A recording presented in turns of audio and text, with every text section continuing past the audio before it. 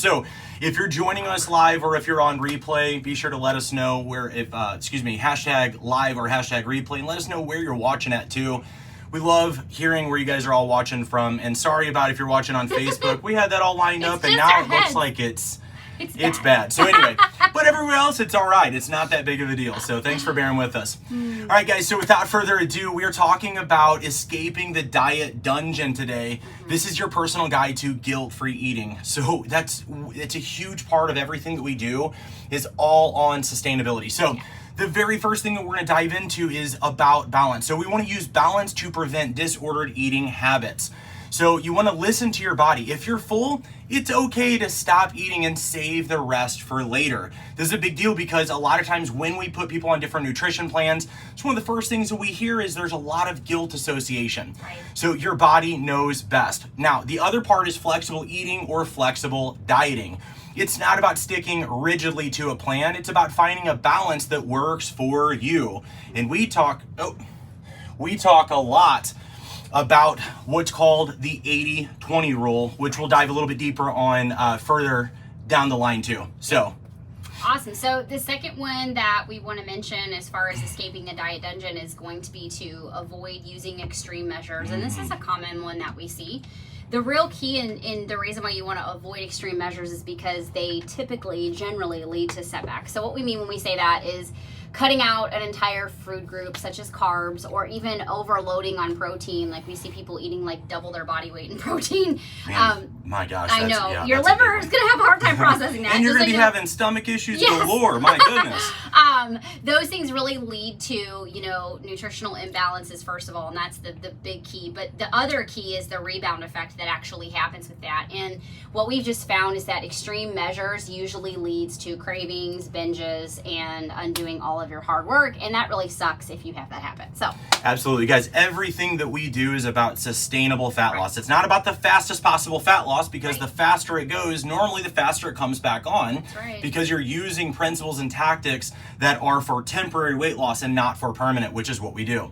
So the next part is to plan for a fun meal to prevent feeling deprived. Now, I know that sounds counterintuitive to many, but this is the deal. Remember to reserve one meal each day to eat whatever you please, just as if you weren't on a diet. Now, the key with this is that you've got to make sure that thing that you're eating fits within your calorie budget or your macro budget. Fat loss only occurs through a calorie deficit. So if you're enjoying your food and it fits within your calorie budget for losing fat, you're perfect. You don't need to eat everything clean 24/7. So there's psychological benefits. Allowing yourself a fun meal can improve your relationship with food and make your diet sustainable, but it's also going to give you a metabolic advantage. So a fun meal, also known sometimes as a refeed, can sometimes kickstart your metabolism.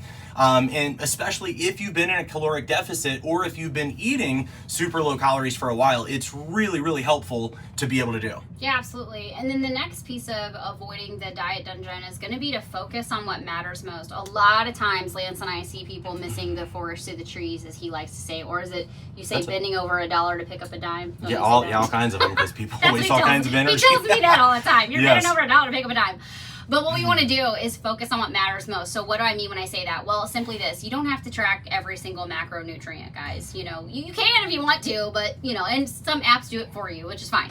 But you want to focus on the big players: protein, fiber, and calories. Meaning, if your carbs and fats are out of whack one day, it's okay. If you hit your protein and fiber and you stay within your caloric range, you don't go over that, you're going to be in great shape. The second piece of that is to know that everybody's needs are different. So what's cool is you can tailor your nutrient ratios to your lifestyle. And if you need help with that, you can check out our ultimate fat loss checklist, which is linked in our bio.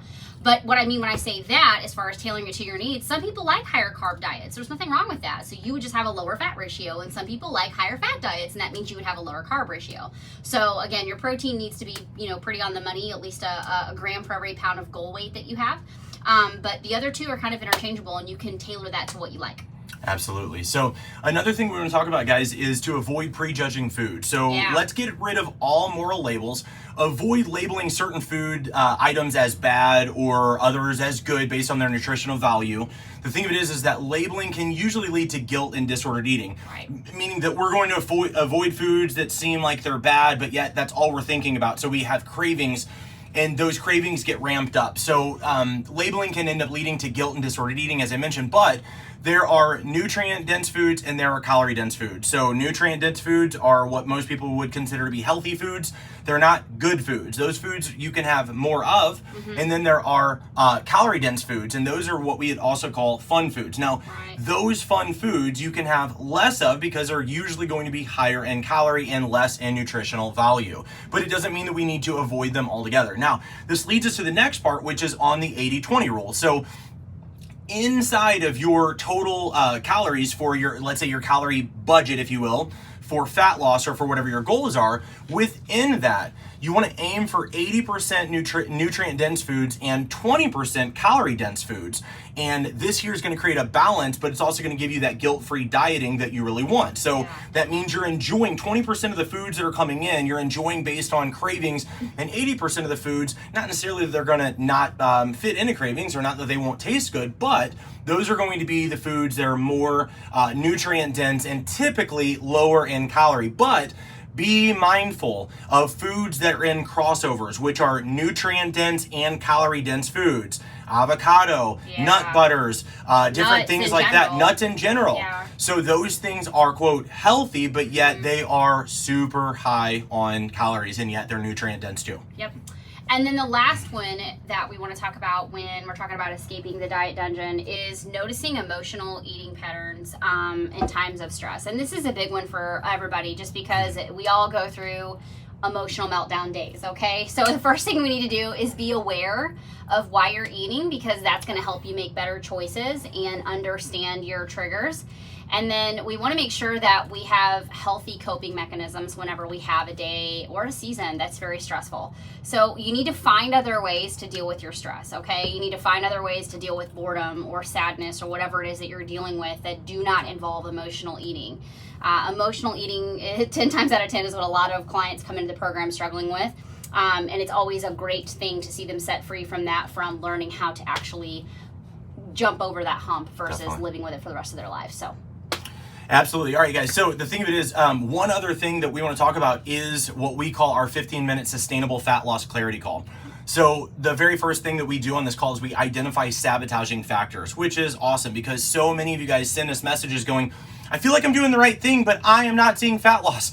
I'm tracking this. I'm eating healthy. I'm working out, and I'm not seeing anything. So on the call, this is where we, and when I say we, it's actually Lauren. She's our accountability coach. We're going to examine what's actually holding you back from reaching your weight loss goals. Right. So your specific life. We're going to figure out what that is. The other thing we're going to do is we're going to get you instant clarity. So we're going to help you to get clear on what really matters so that you can focus your efforts effectively.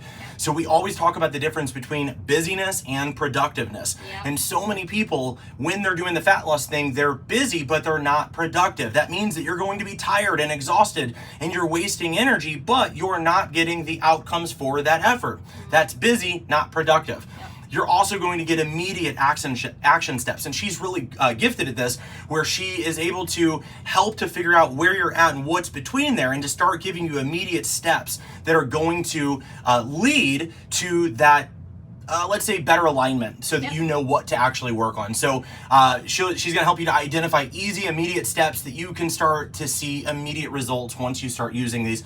And again, I would say 8 out of 10 people that we talk with, they're not using any of the techniques that we're teaching, but many people are maybe using only one and not using them correctly. So even if you've been around for a long time and trying to get fit, there's going to be something that you're going to be able to benefit on that call from. So I highly, highly recommend that.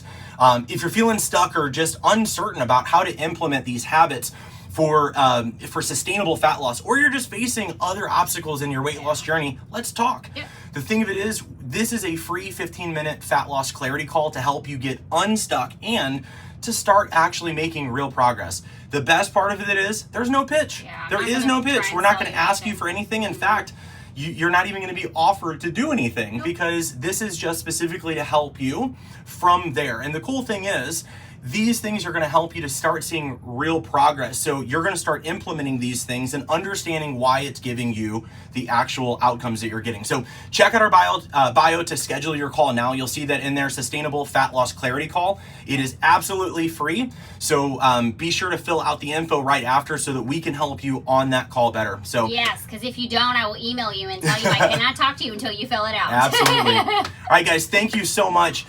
If you feel like this was valuable, if you feel like you're learning something, please, please, please hit the share button. Share it to your stories or share it with a friend. We are doing our absolute best to make sure that we're getting out free strategies and real practical strategies, tools, and solutions to help people to lose fat in ways that don't suck. And that means not swearing off carbs and sugars and wine and not saying that I can't go to this place and that place and I have to work out 6 days a week and do 3 hours of cardio.